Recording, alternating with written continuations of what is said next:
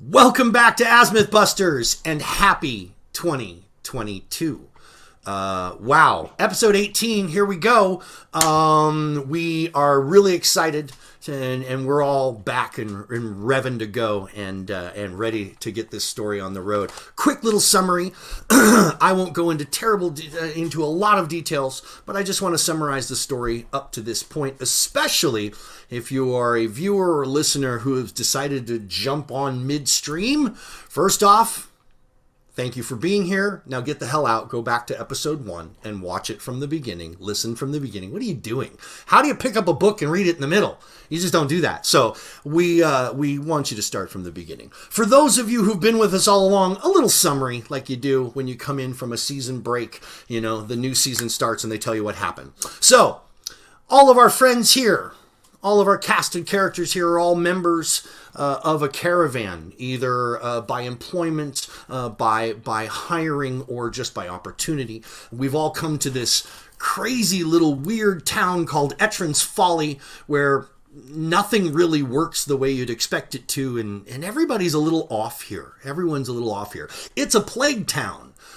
So it's a town that it's rebuilt itself after, 2 decades or so of a plague that practically wiped out the whole place. So it's got that weird kind of stigma to it.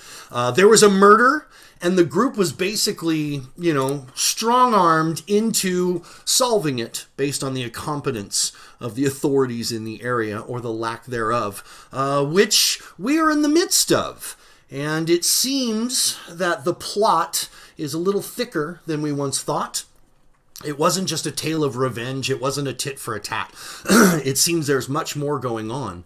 And your path has led you into the incarceration of the dreaded Halid, who basically is the instrument from which Bort was murdered. But you still seek the one that Halid was working for. We have just completed a couple episodes at the Blighted Den.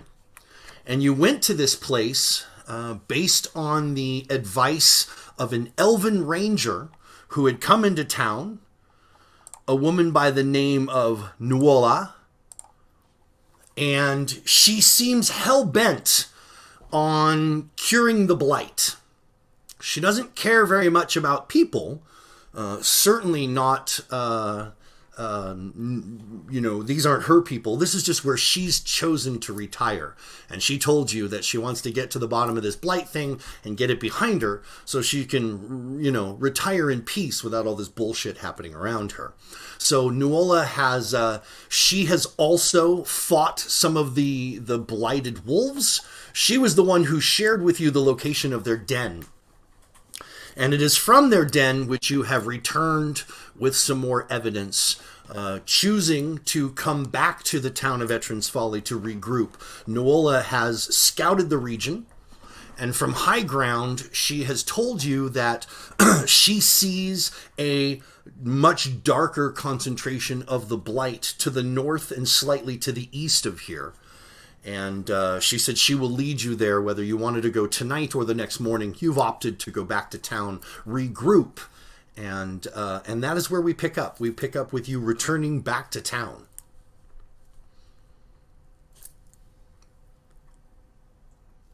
So if there's not anything anybody really wants to take care of,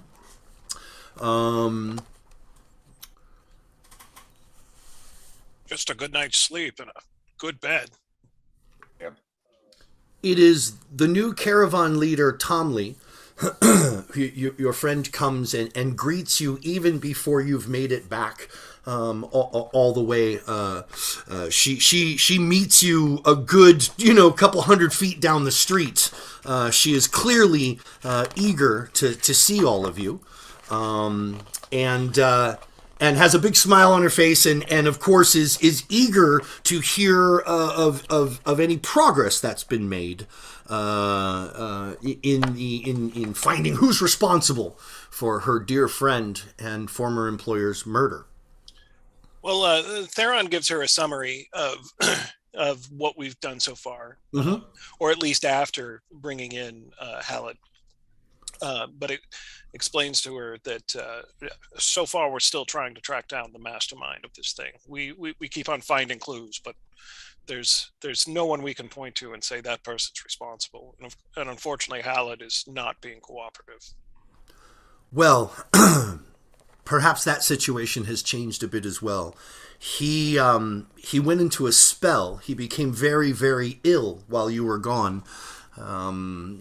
It looked like he might not pull through, and in fact, the local medicine people, the local healers of this village, refused to give him service and said it was a matter of the gods if he pulled through. And he is strong as a bull, and did in fact pull through. He has been awfully quiet since that time, speaking only to those who bring him his food. And even those exchanges, I understand, are very quick and brief. But perhaps you might want to go speak to him again. Priests. Isn't that why the so-called gods give them spells? Exactly. She says, I do not meddle in such ways, as you know. These are not important things to me. I can simply tell you what is. Fair. So you you tell her that your intention is to follow the Rangers' lead into the north and to go to this blighted area. Mm-hmm. When she hears this, she says, I will return. And she gets up and she goes into her carriage. Okay. You see that Amora has prepared a trough, if you will, of slop. It's mostly just the cooked bits and raw vegetables and, all the crap that wouldn't be served to anybody in the kitchen. She's kind of thrown it into a trough and she sets it by the door. And Tomley will when she returns, she takes a big sniff as she returns. She's got an armful of glass bottles in her hand, 4 that you can see as she's returning back to where you are. And she sniffs the area. And she says, "Oh, Amora has put out that god-awful slop that she feeds to Hallett each night. That poor bastard. I don't wish that on anyone." She comes back and she sits with you. She has 4 nice blown glass bottles. They're leaded. They're heavy on the bottom. They're far better quality than the type of potion bottles that you're used to seeing, which are usually ceramics and usually mass-produced, very thin things. So they're good for just 1 or 2 uses, usually 1, and then they're cast aside or they're broken up. These are kind of nice. These have more of kind of a bar decanter kind of feel to them. And they're all corked with a significant little colorful piece on top with a wax seal. 2 of them are lightly colored liquid, and when she comes and she sits back down near you, Theron, she puts these 2 lightly colored ones in front of you. She says, those are low-level heals, but they can save a life in a pinch. These here, these will absorb some of your punishment. And she puts down 2 others that are a dark brown liquid. Thank you very much. It's appreciated. She says, I wish I could do more other than just give you potions from my personal collection. And frankly, I would send some of our men out into the forest with you if I didn't think they were worthless cowards at their core and would slow you down more than lift you up. Yeah, we try to avoid dipshits. Very considerately. She smiles. She says, yes. So, light-colored, 2 lesser healing potions are the light blue-colored liquids, and the 2 caramel brown-colored are bark skin potions. When you drink a bark skin potion, it absorbs 2 points of every bludgeoning or piercing hit that you take. And you give up being weakness to fire, because it literally covers your skin in bark. And it makes you a little bit more susceptible to the fire damages. And then, of course, lesser heals. Drink that, give you back some hit points.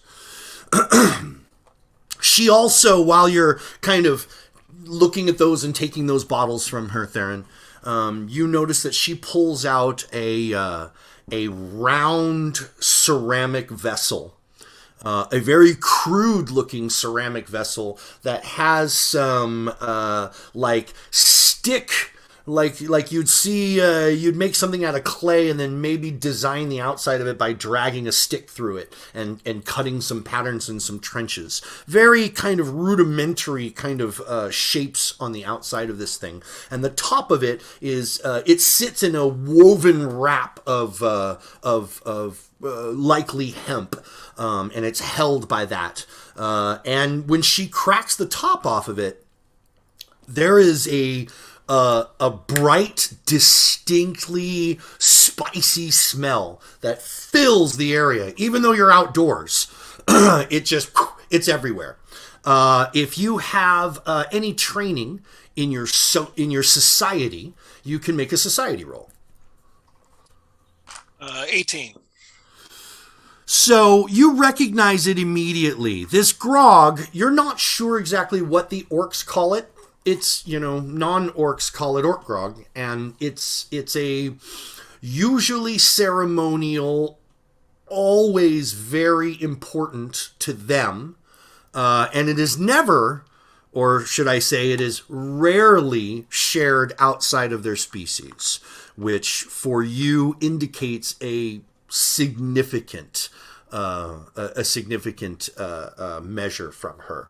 Tamley has always remained a little standoffish with you guys and tried to maintain this employee, hire on, staying neutral. And each time you deal with her, she gets warmer and warmer with you. So she cracks this stuff out. You recognize it. I would say that Daisy, you would also be able to make a lore, an alcohol lore on that level, or if you want to say a religious lore on that level, since you are so kind of enwrapped in that culture. So 19 on the die would give me. Yeah. So you lore roll. Okay. So you know as much as Theron does. You know it's significant. You know this is a serious moment. You also know that this alcohol is distilled, which is the only orc brew that is actually properly distilled. So it is believed that the dwarves taught the orcs the technology of distilling. Wow. And it is with this that the orcs took this and made this stuff. Right. It is distilled from cactus and mushrooms, a blend of cactus and mushrooms. It does not taste good.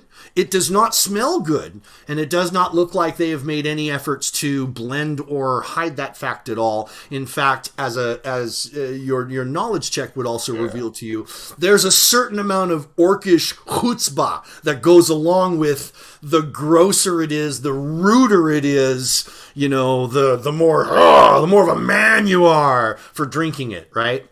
So that being said, she pops the cork off this and she shows it all to all of you. And she says, I want to bless your venture and the group with the closest thing I can. I do not believe in gods and I do not believe in such things. I know some of you do, but I believe in blood. And this is a blood blessing that I offer each one of you. And she shows you that you pour a little bit into your hand and it pours a little bit like thin honey. Thicker than water, thinner than honey, a little bit in between, kind of bloop, a little bit of it pours in her hand, and she licks it off of her hand and hands it to Theron, and kind of nods, and basically you do the same. You do the same. Well, when in Absalom. The taste, as I said, it's a little less repugnant to you because it does have a background of mushroom, and you're a mushroom eater. You've eaten a lot of fungus in your life, so you're like, yeah, it's not a flavor I like, but it's not terrible. Whereas the rest of you, it feels like somebody donkey punched your mouth. It's not okay. It's like, oh, and you're doing your best not to be like repulsed by it because she's smiling and she's waiting for it to return back to her so she can do another one. And when it does make it all the way through all of you, really finish. I'm sorry? essence of like burning tar with an oily finish. Exactly. So it makes it all the way around. She will take another dollop, and she says, I consider all of you family. From this point on, if there's anything that I can do to help in this endeavor, you know that I will. I will do everything, and if you need anything done while you are away, you have my full support. Theron thanks her in Orcish. She gives you a little wink.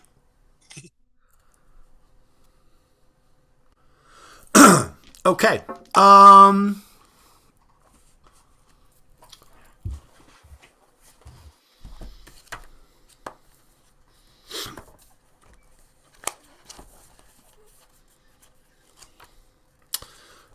Tomley gives you a respectful bow, and she will secure this back into her grip, and she will pick her things up, and she says, it is unlikely that I will be up in the morning when you leave, but I wish you all the best of success, and I look forward to, and she pats underneath her pack where the ceramic jug now lays. She pats it again, and she says, I look forward to the next time we get to do this again.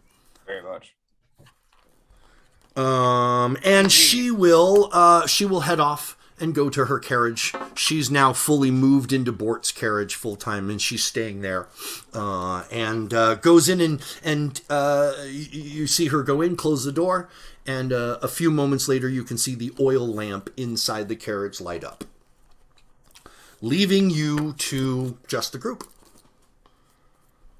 Well, now that we're all loosened up, the food that's here for Halid looks horrible. Yes. And although I'm not fond of the man, it might be a better idea to try to get something a little more appetizing so we can maybe get something out of him. Okay. So maybe go into the kitchen, see if you can pull up some scraps better than the shit that she's provided for him, with the intent that the group's going to go maybe have a crack at Halid before bed, see if you guys can talk to him. Yeah. Okay, cool. And like I'll supplement it with stuff out of my own pack. Some, dry sausage and hard cheese and a couple of some dates. Okay. Daisy all right. Special. With the intent to butter him up with some grub better than what he's been getting so far. Electra will stand up, and she kind of looks down her nose at what's going on and hears you guys going off to the kitchen, and she says, I will not be a part of serving a meal to that man, or any man for that matter. She says, I bid you a good night, and I will see you all in the morning. And she goes up the stairs, up the ladder stairs, to her bed. So you go into the kitchen. Quick scan of the kitchen. Amora's not there currently, but there's Finnick and one other worker working in the kitchen. He waves at you when you come in. And there are piles of dishes that still have some food on them from the evening's meal, as well as in the center section where she has the big chopping block. There's 4 or 5 ends of loaves that have been cut off. So you can scoop up some bread. You could grab a clean plate and kind of, scrap off the hunks of steak that still remain. There's quite a few of them. Throw some potatoes, a couple of cooked vegetables on there, and you've in short order, you've made a pretty nice little meal plate for him, all things considered. Perfect. Is there any like leftover meat that I could grab to leftover meat? Maybe it's turnip meat, so I mean. Well, if there's one thing that the people of Veterans Folly are good at, it is drinking. There is no leftover anything, and in fact, that at least here, the alcohol does not come out of the kitchen. The alcohol comes out of the other part of the mill.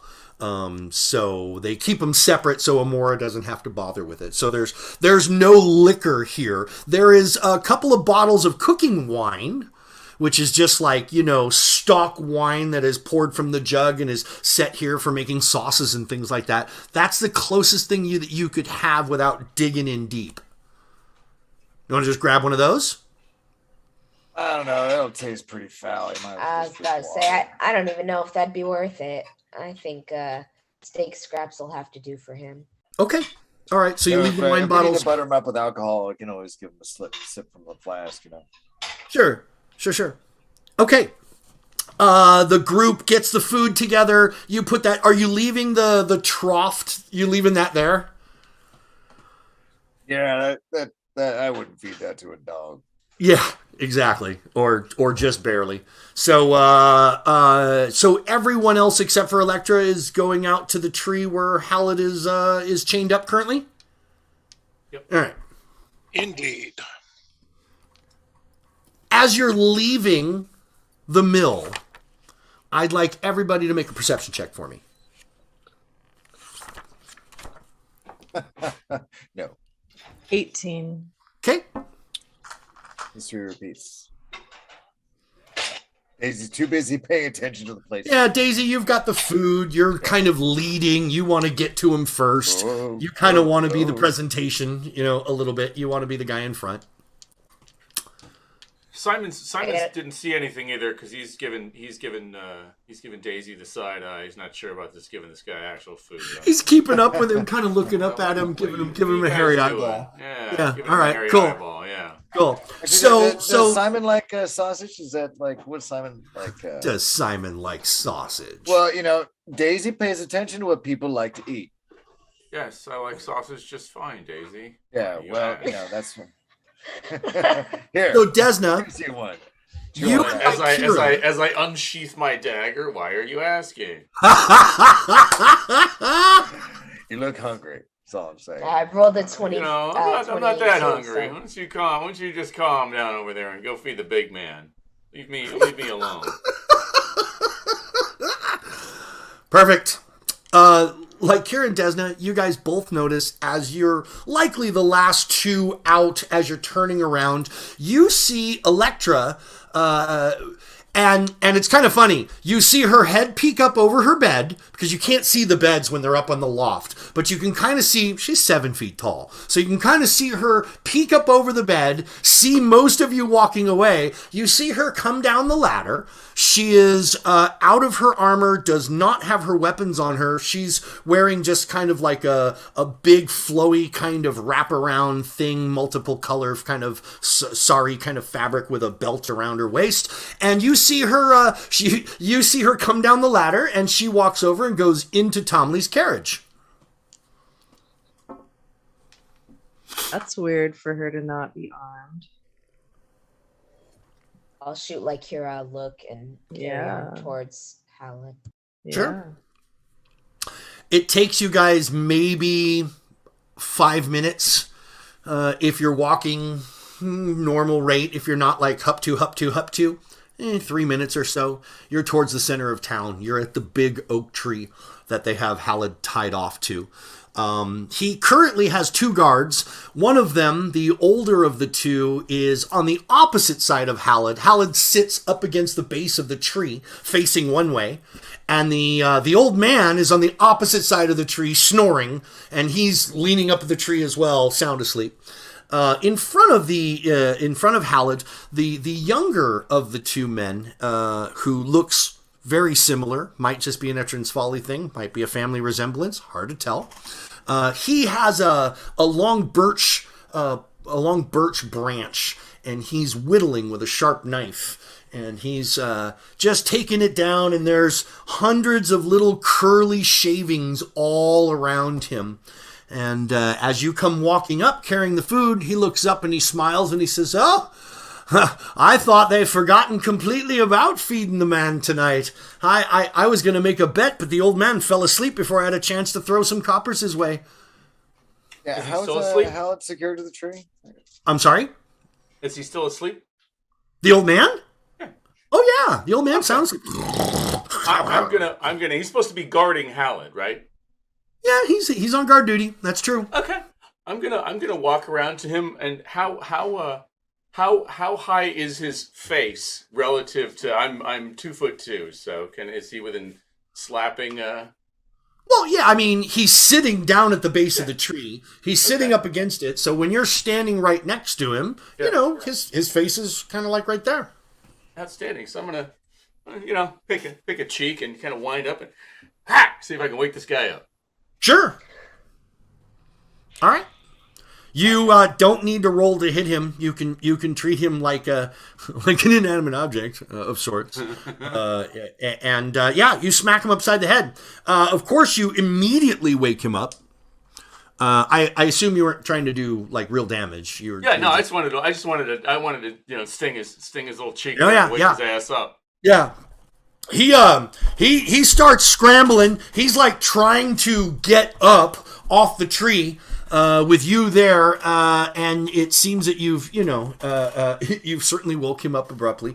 When you do that, the younger guy, and Simon, you can certainly see it now because you just slapped the old guy. It's a father and son. You're pretty sure. I knew that already. I was the resemblance is very strong. Yeah. And the son starts laughing. He thinks this is funnier than hell. He thinks this is the funniest thing he's ever heard of. So he's just laughing. He sets his birch pole down and he just goes shunk and he throws his whittling knife so it just kind of goes and sticks in the ground. And he says, "You folks, if you're gonna be a while, I'm gonna go water a tree over there. I'll leave you some time to do what you got to do. Is that all right?" Yeah, you go. Do what you gotta do. Yeah, he turns and he walks towards two buildings. He's walking between two buildings, and there's a good little, there's a thatch of trees back behind him, and he's gonna go have himself a piss or worse. But so he's off. So the young man's off. The old man, he finally scrambles up to his feet, and he's like, what'd you hit me for? Guard duty means you stay awake, idiot. And I'm going to turn on my heel and walk away. Okay. Probably also not wise to sleep that close to Hallett there. He looks like a fighter. Have I mentioned lately how much I hate this town? It's a pretty big tree. And I think somebody asked how he was tied to the tree. Yeah. They've taken an 1.5 inch rope and they've done a loop around the base of the tree, all the way around the base of the tree. And they've got Hallett, when he's not eating, they've got him kind of behind his back through that loop, so he can't really get up from a seated position. When he has, his feet are also bound together, but not tied off. And there's a stake with a chain, and what they've been doing is they've been chaining off his feet when they let his hands go so he can feed himself, because no one is going to sit there and spoon feed him or put food in his mouth. No one's willing to do that. So that's kind of been the routine up to this point, but right now you guys are in charge. The old man is kind of like he's walking away from Simon. He's getting away from Simon specifically. He's walking around the other side of the tree, and he's just kind of standing there. He's got his arms crossed. He's just kind of standing in the middle of the road, looking around. Well, he knows the procedure. Set a Hallett up so he can eat. Yeah. Old man. You tell him that? Yeah. He's all, boy! God damn it, son of a... He comes over and he starts doing his thing and gets them all in. Hallett's eyeballing him. Hallett's looking at him, and he's got a wry little smile, a little half cock smile on his mouth. Eyes on me, Hallett. Yeah. Says, that doesn't look like my normal trough. Are you feeling a little squishy for me? Caden Kalian provides. Is all I gotta say. Soft-hearted are you? Adorable. What have you brought me? I'm starving. Well, then please shove this in your mouth so we don't have to hear you. Oh, he said he hadn't received any healing. Does he look like still pretty fucked up from the fight? Well, he's not damaged in a mechanical sense. He went through detox. He went through withdrawal and detox, and it put a terrible strain on his system, and he's recovering from that. He doesn't have any hit point damage necessarily, but he just kicked the monkey off his back, so to speak. So he looks rough. He looks rough. He's got bags under his eyes, and he looks like sleep isn't coming very well, and certainly he's not comfortable being tied to a tree in the sitting position all the time. But considering the alternative, so you give him his food and you let him grub down. Yep. Yeah. So he will mack it. If you brought him silverware, he won't use it. He'll just he eats incredibly fast, but quite efficient. Very, very little waste, very little loss. Not very much crumbs or anything about him. And he says, "You bring me some beer." We could get you some beer if you're willing to talk about who employed you. Employed me? Well, I'm freelance, like I said before. So Freelance might still be is talking kind about a particular contract. Stuffs more crap in his mouth. Yes, let's talk about your contract. Let's start with some beer. No, let's start Belly's with the full and contract. my throat is dry. No, we'll start with some information, and then we'll see if it's worthy of beer. Beer is a privilege, not a right. I find some objection with that, but I could always give him a smack in the mouth for dessert, like I gave the old guy. we're not there yet. All right. His hands are free, too.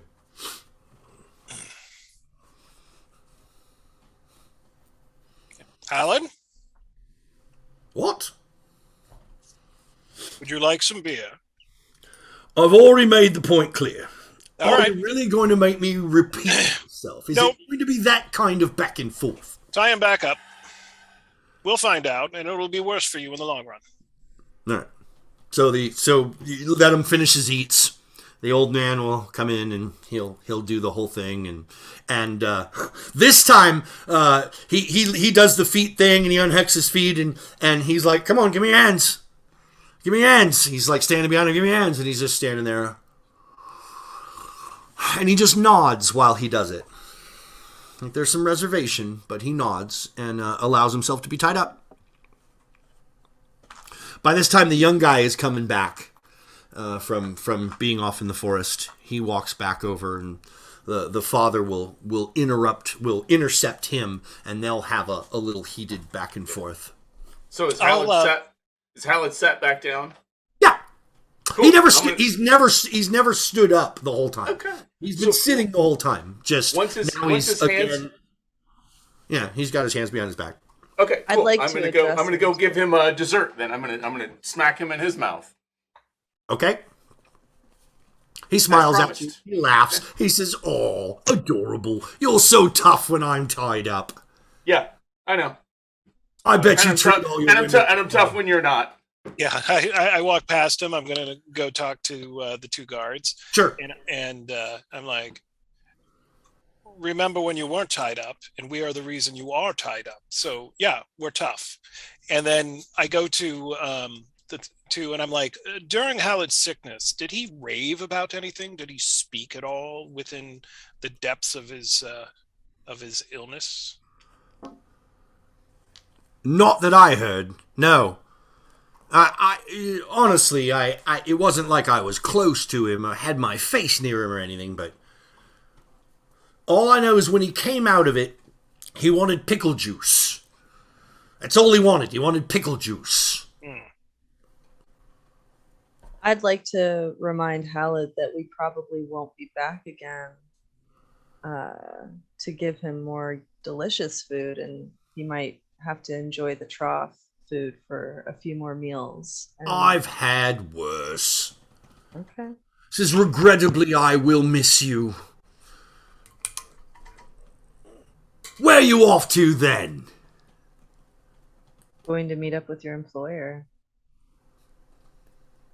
I doubt that.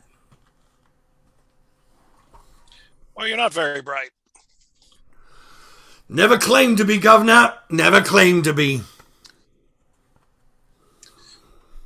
All right, I've had enough of this idiot. Okay.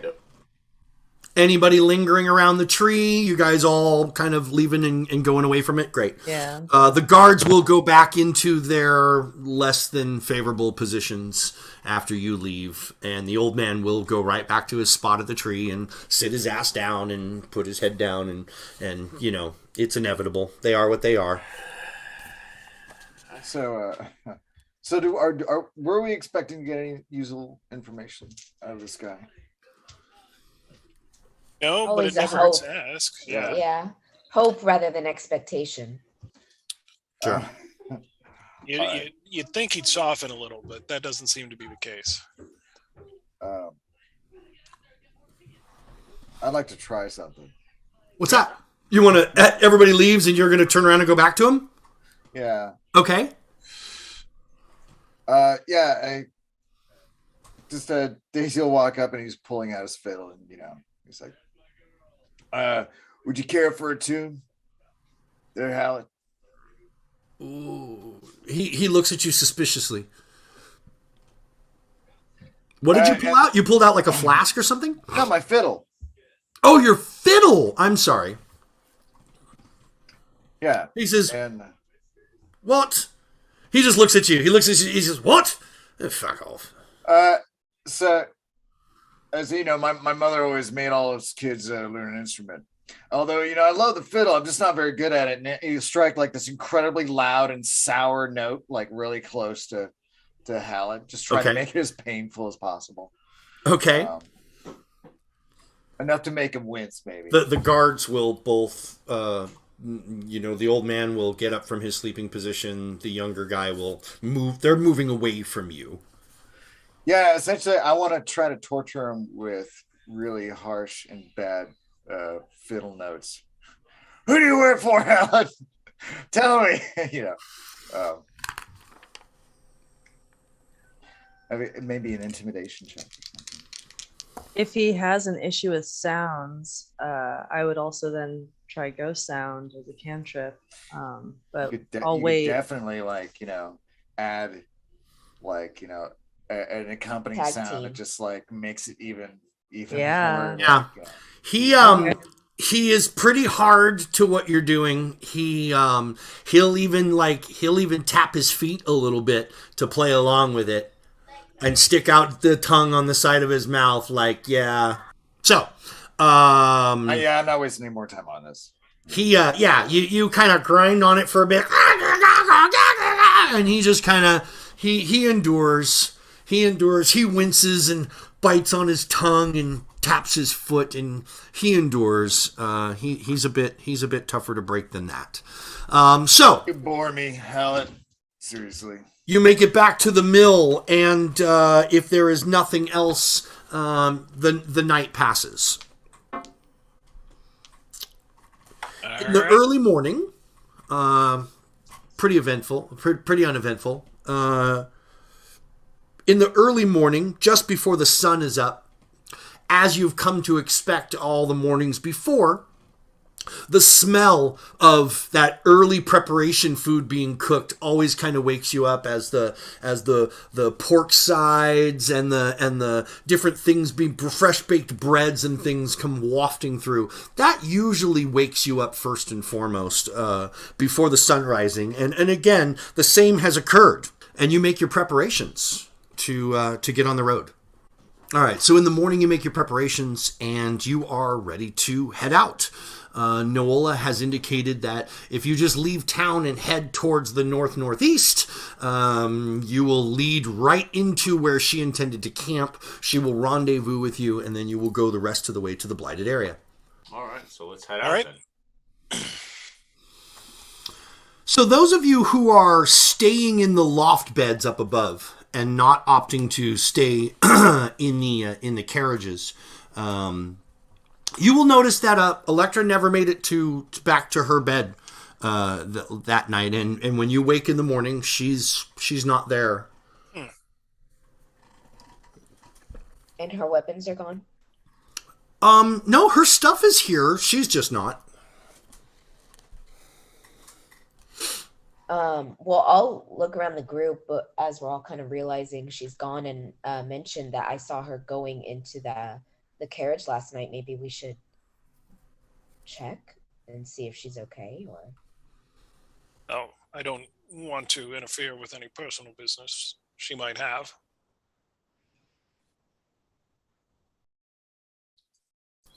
But she knew we were leaving this morning, right? Absolutely. She was privy to all those conversations. Desna, would you feel comfortable looking into this?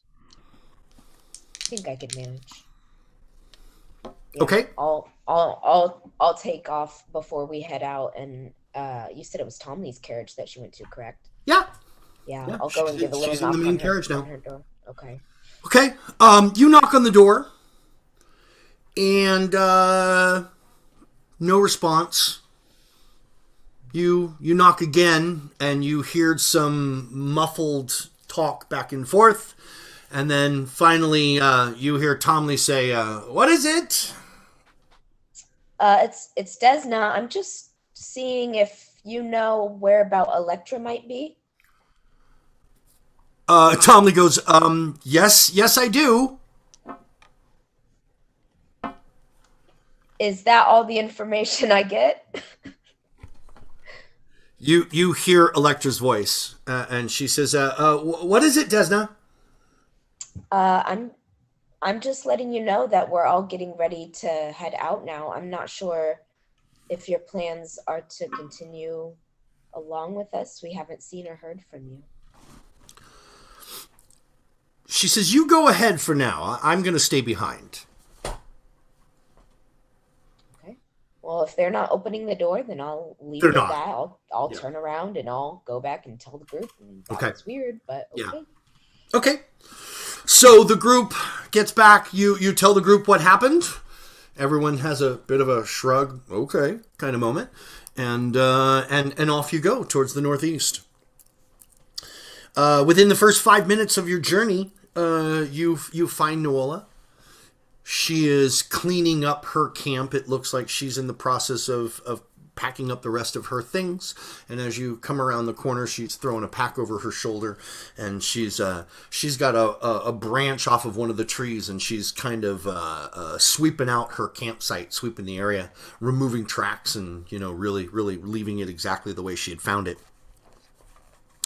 She is about as cordial as Nuola ever gets. The woman never smiles that you've ever seen yet since you've met her. But I guess the best way to describe it is each time you interact with her, she seems a little softer each time. Like, just a little bit. And that seems to be pretty consistent. So, again, you are right on time, right on course. She seems very satisfied and very pleased with this fact. And she leads you in the direction of the Blight. The journey to the pen is long and challenging. The Blight here, as you get closer, is much stronger than the Blight you had visited previously. Here, the corruption seems to manifest in distinct bands. And as you are coming from the high side of the forest, it's kind of like there's a giant ripple in the earth. Kind of a ridge that goes all the way up to a high ground. And on this ripple, you can see, as you're at the high ground looking down, you can see these bands as I'm describing them. The outer band is much like the area that you experienced outside the wolf's den, with rotting trees and dying plants and the like. Deeper in, the next bands that you see show complete death and devastation of everything, sort of like that inner area that you saw in the previous Blight. And then beyond that, you see another band, a wave of new growth, but corrupted growth, changed things. Trees are growing in this area, but they're different.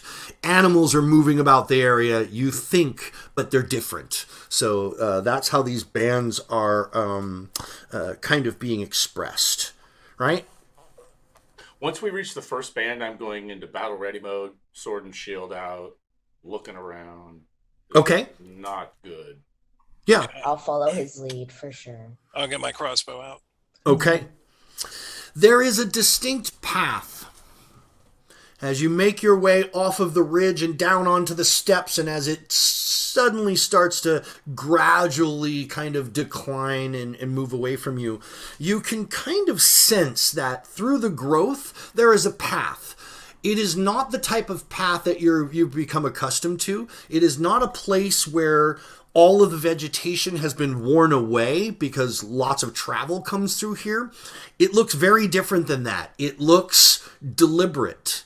It looks like the plants have been grown in such a way that they completely obstruct all movement to the sides, only allowing movement right down the middle. It is not a path that is created by trampling or by repeated use. It is a path where it just seems like the vegetation is a lot less there. So it's like ground foliage and ferns and things like that in the area, or no vegetation at all. And as you're standing here on the high side, making your way down, you can watch this path kind of squiggle its way down as it enters band to band to band. At the very end of this, maybe a quarter of a mile, maybe longer, hard to gauge distances because it's all just green sprawl. There's not a whole lot of markers for you to gauge the distances. But you can see in the very, very far distance, the thing that stops all this vegetation is rock. There's a big upshoot of rock. It wouldn't be a mountain. It wouldn't be a plateau. It would be like one of these areas where plates came together and rock just kind of went just straight up. And that kind of frames the whole area, and the vegetation grows thick and hard right up to that band for band for band. So you get to the first band, and like I said, this is just like you've experienced in the Wolves' Den. Here, things have been killed, things are dying, plants are dying, trees have dropped all their foliage, so they're just kind of, small fractions of what they once were. Everything here looks like when a fire rages through an area and it leaves all the sticks and all the straggly shit behind, but it takes out all the foliage and all the leaves and all the branches and stuff. It kind of looks like that.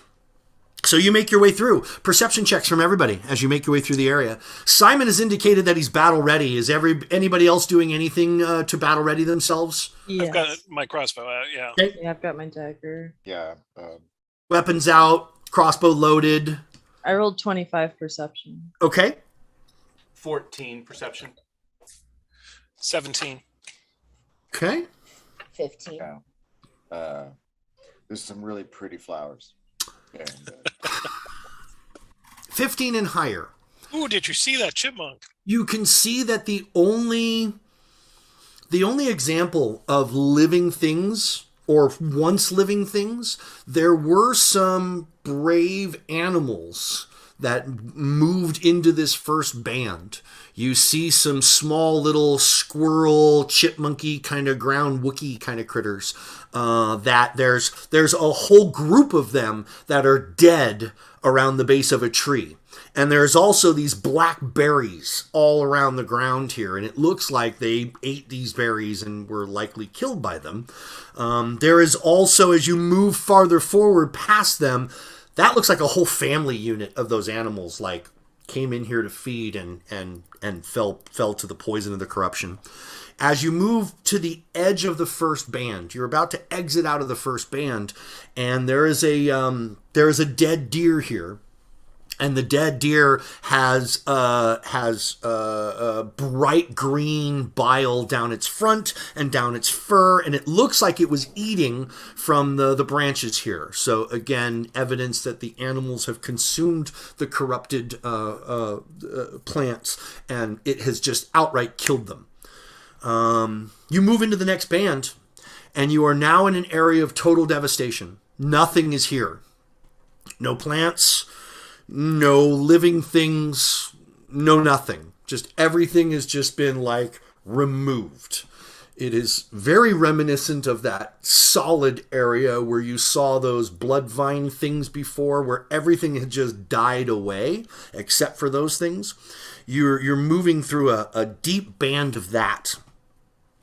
Again, visibility here is really, really good because there's no cover. There's nothing here. It's just the terrain is the only thing that anybody could possibly hide behind. And the going, although slow through this area, you guys are being careful and ready moving through this area. There is nothing that is waiting to sneak up on you through this area. Finally, you enter the third area. It takes you 20 minutes, by the way. 20 minutes of movement to move through each one of these bands, okay? And to give you an idea of the scale of how large they are. Finally, you enter the third area where now smaller trees and plants, they've returned. Although they've returned in a twisted resemblance of what they once were. The plants here, their leaves drip with an oily sap constantly. So as you move into this band, it almost sounds like rain in this area constantly because this sap is just dripping off of everything. Their branches are gnarled, yet strangely pliable. And their bark is not growing with the normal lines and the normal veins that you'd come to expect from plants. It takes on much more of a scale-like pattern with an overlay and concentric half circles overlaying on top of each other. Many of these plants are also, I'm assuming you guys are moving forward into the third band, yeah? Okay, so many of these plants, now you're getting more deeper into it, there is still this path. You can still stay on this path. The path is largely, 5 wide at its skinniest, 15 wide at its thickest. And the vegetation on both sides is just crazy. It's either gnarly, impassable, super thorny bushes, just trees that you'd have to fell to go that way. Like, it's really, really thick vegetation on both sides, right? As you're moving into this third band, many of the plants are covered in odd pustules that do not look like plant-like growth. They look like, like skin tags. They look like animal pustules. They look like there's a cross happening between them. And do they look like the ones that we saw on the wolf-like things? Are they similar to those? Similar in form, yes. Yes, they are. Except for these they're emitting a faint glowing light. So the pustules are glowing. Well, that can't be good. No. Funny, this is all rather alarming, Theron. What is your now you're moving into this area where it's thick enough, it's getting gloomy and darkness. Are you providing your own light source, or are you just gonna kind of move forward and use the light of the pustules to navigate by? I have dancing lights as a cantrip. Okay, cool. So as soon as it gets dark enough where it's starting to get hard to see, Lycura kicks up her dancing lights, lights up the place. All good. All good. As you do so, Lycura, your light source reflects off of thousands of tiny little gnats that are kind of swarming around these pustules. The light from the pustules was not enough to see the bugs, but now you've got your stuff up, and they seem to have they're silver in color. They're not black bugs, they're silver bugs. So they really reflect the light. And furthermore, your dancing lights become a source of attraction for them. So they go, and they just swarm on the dancing light. They want to they're trying to get to it. They're trying to touch it. They're doing that whole bug thing. So these bugs are around, and it draws some of them near you as well.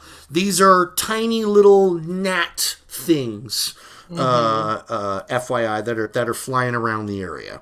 Well, that's Since annoying. my shield is still broken, I'm wielding a torch in my office. Wielding a torch? Okay. All right. So they're less attracted to flame because they don't seem to like heat at all. They don't want to be near fire, per se. So they like come near you and they go, nope. If there's better light sources, they will avoid you. They seem to like the cold light. Yeah. Well, you know, I'll dip the torch into any concentration of those gnats that wind up near those lights. Okay. All right. Well, Kind of let them. any heat source that is introduced to these little gnats, they burst into little like little air pops. So they seem to have they seem to be very flammable. So, and you're able to clear them out. And like I said, they don't want to be anywhere near heat at all. Yeah. Actually, Daisy finds that all very amusing. The whole like burning them, watching them sparkle. Yeah. So does Lycura. So like Kira, you're probably at this point keeping your lights on the edge of the party, up high and away from everybody. So it literally draws the bugs away from you guys instead of towards you guys.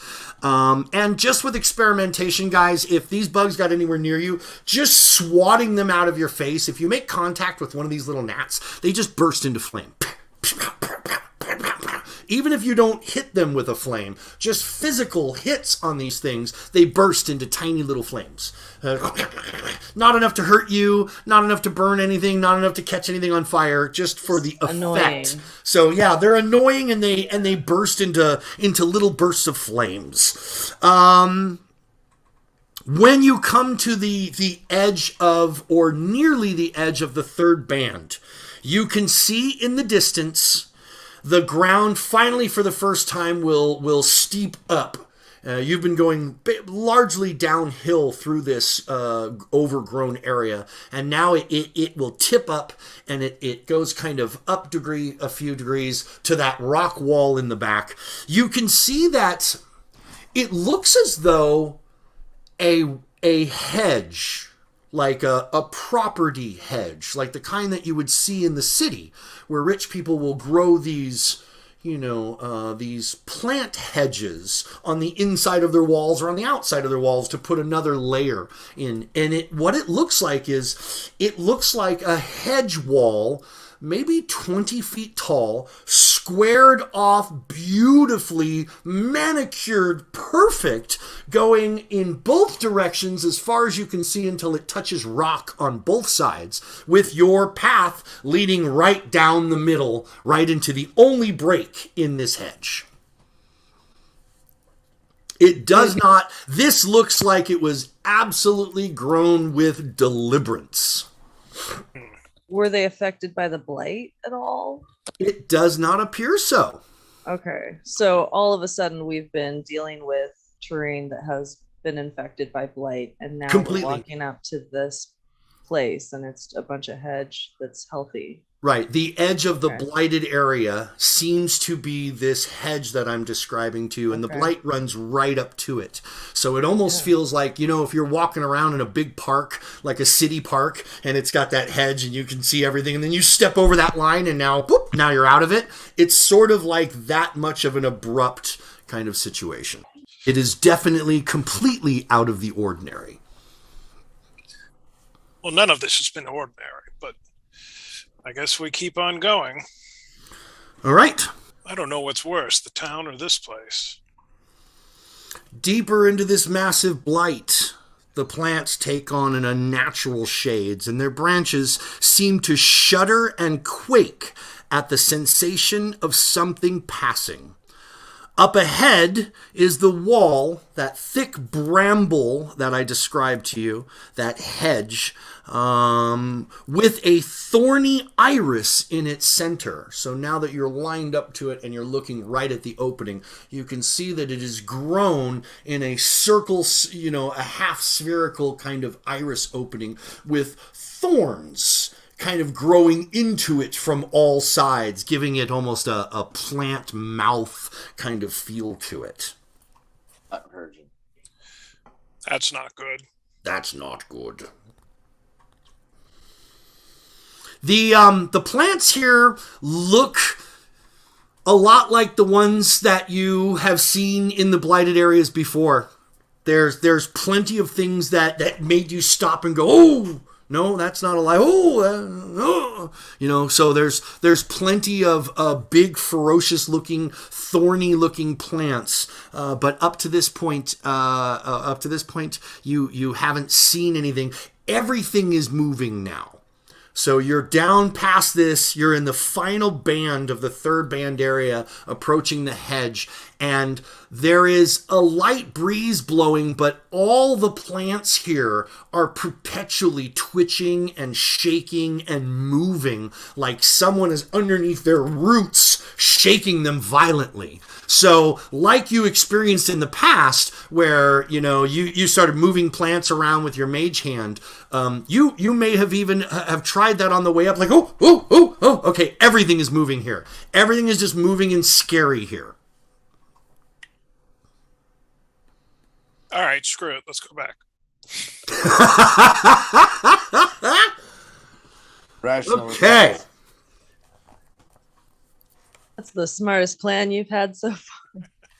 So you're saying the thorny plant mouth is like the most like obvious like way to get. It is the opening in the hedge, is that thorny opening that I described to you.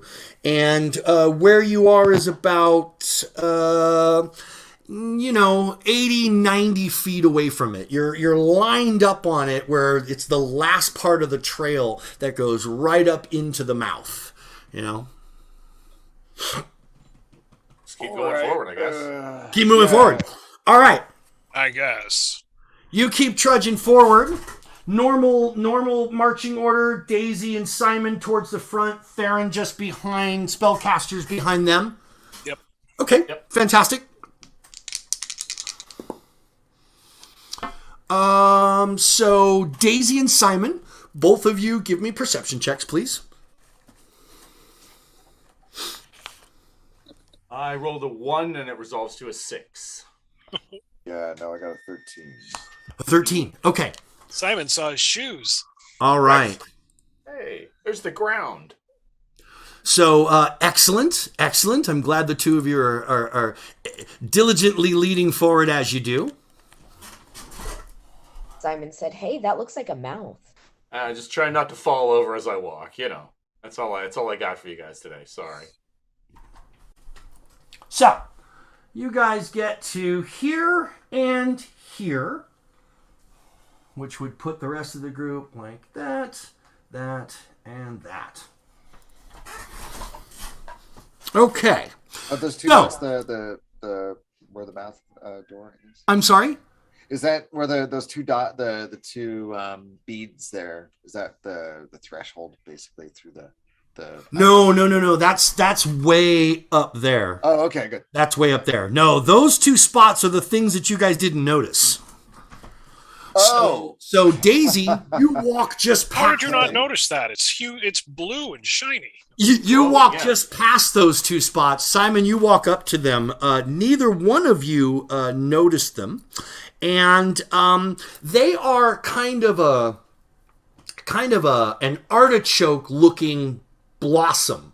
They're not blue, they're actually green, and they blend really well with the rest. But when you walk past them, Daisy, these things act off the vibrations and they open. And when they open, they will kick out a little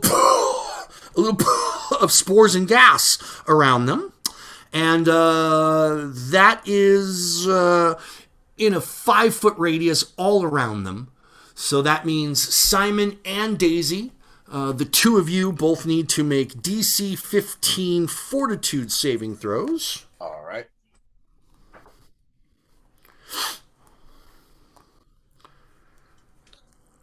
$21. That's good.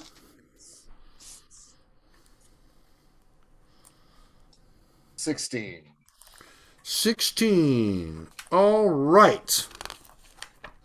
So this round, neither one of you are affected by it.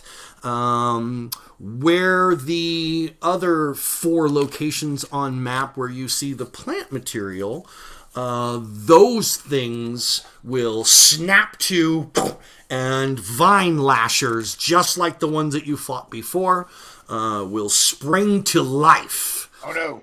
And before we roll initiatives, we'll save that for episode 19. We'll leave it at a cliffhanger right here, and we'll come back and see how it goes. It's going to be a tough battle, but yeah, join us for episode 19. We'll see you in a week. Thank you for hanging for a long one. Bye, Busters. See you soon.